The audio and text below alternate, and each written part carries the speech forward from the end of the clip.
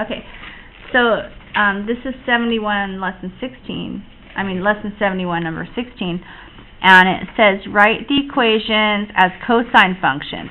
So this thing, I think I want to view it as it was the parent function, but it got shifted left by pi over 2.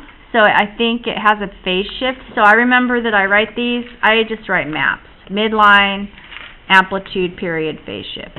That's how I do it. What's the midline here?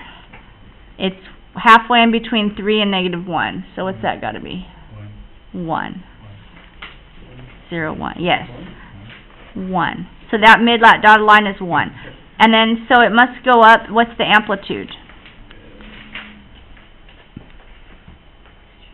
In other words, how far is it from the midline to the top? 2, right? And then the period, I can see that this cosine function spans from negative pi over 2 to 7 pi over 2. So that's really a distance of 8 pi over 2. Now 8 pi over 2, that's 4 pi.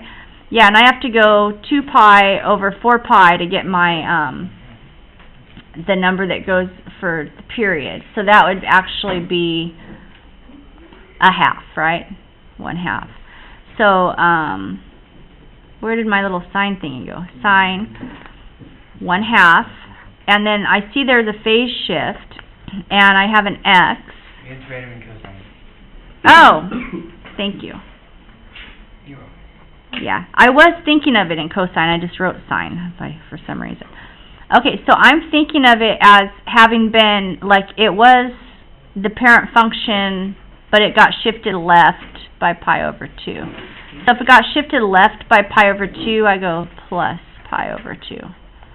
I don't know if you can read any of that. That says y equals 1 plus 2 cosine 1/2 x plus pi over 2. That's what I got for my answer. Let me see if that's right. Seth's saying I'm thinking he got the same answer. Yes, that's right. Okay, that's 71:16. Here's 71 20.